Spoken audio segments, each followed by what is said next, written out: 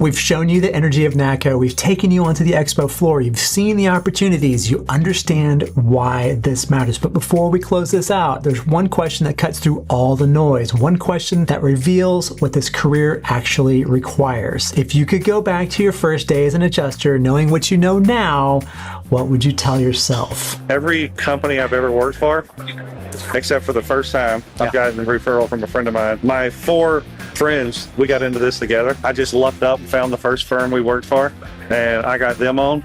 And every single firm I've ever worked has been from word of mouth. The adjusters who work consistently aren't necessarily the ones with the most licenses or the fanciest equipment. They're the ones who built relationships that outlasted any single deployment. Getting in front of people's faces. I mean, I've been working almost 4 years now and I haven't met one person. You know, I'm going up to booths and I'm expecting not to know anybody, and they're calling, "Hey, Steven," and they see my name tag. And if you think you're doing enough, you're probably not. I see it and hear it all the time. You know, I signed up for 4 firms, and I told them on my resume that I'm available anytime. And I tell them, listen, I tell my top firms where I am, and they forget.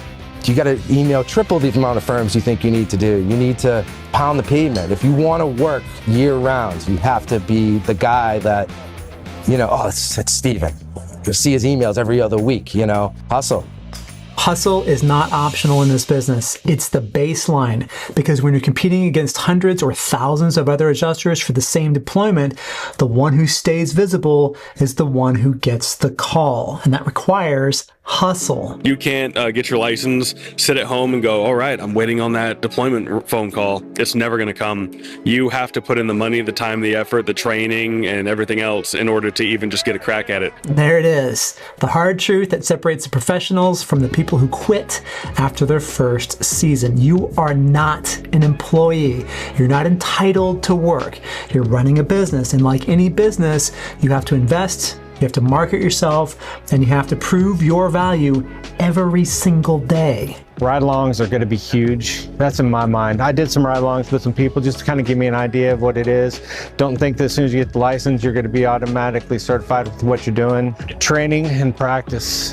I don't want to be just that simple adjuster. And if you do want to succeed in this world, in adjusting anyway, you have to set yourself apart from everybody else, and you got to try to be the best at what you're doing. So just practice. Skills matter. Preparation matters, because when you're standing on that first roof with a homeowner who's watching you and waiting for answers, that's not the time to be figuring it out. That's the time to prove that you belong here. Go out and find as much training as you can, whether it's from a firm, whether it's from a course like you have, or just anyone that's out there that can be able to help you learn a little bit. You take tidbits from here and from there, and then you should be able to form your own, impression on how you're able to do that. That's it. If you don't go out and bet on yourself, and if you don't go and invest in yourself, you're not going to get anywhere. I got my license, I think, in October, and I got a call to go to Florida. I was like, man, I have no idea what I'm doing. Like, I could show up there, but it's going to be a bad experience, you know? I kind of heard some of that from you, and I was like, man, I should just gain a little more knowledge. And then I got into I almost watched everything on AdjusterTV, just the subscription. Decided to pull the trigger on FTD. I tore through it in 7 days. Gave me way more confidence to actually show up and pretend like I know what I'm doing. And that's a pretty common pattern that we keep hearing. Adjusters feeling lost, overwhelmed, and uncertain until they found a resource that connected the dots, that showed them what the work actually looks like, that gave them a framework to build on. Listen, licensing courses prepare you to take a test, but they don't prepare you to run claims. They don't show you how to talk to a distraught homeowner. They don't teach you how to organize your workflow when you're handling 30 files at the same time. That's where real training comes in. That's where community matters. That's where the gap between licensed and deployment ready gets bridged. Everybody's friendly. Where I'm from, we're not really known for being friendly. So it's definitely a good place for everybody to come. We're here. It doesn't mean that when the conference is over, it's over. Yeah. We're here for you. We want to be here for you. Here's my card. Call me if you have a question, or if there's something we can do, or if they can't get an interview, we take them where they can go specifically. And we like to do the follow-up with them and make sure that they know that. I think the most important thing really is that we're here. We're here for them. Yeah. This is about them. It's, by adjusters for adjusters. That's really what we're about. And that's what keeps people in this industry. It's not just the money, though the money is real. It's the community and the camaraderie, the fact that you can walk into a room full of strangers who all understand what it's like to live out of a hotel for months, to work through exhaustion, and to help people on the worst day of their lives. Every adjuster at NACA started where you are now, uncertain, nervous, wondering if they had what it takes or if they should even be there.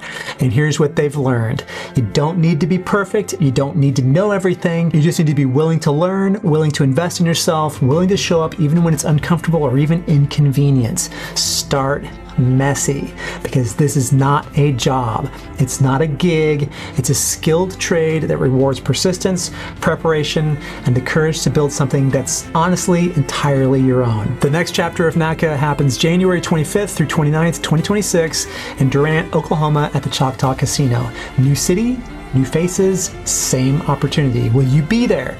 Will you be the one standing on that expo floor, resumes in hand, ready to prove that you belong? Because the path is clear, the opportunity is real, and the choice is yours. So we'll see you in Durant. And as always, thank you so much for watching, and have a great storm.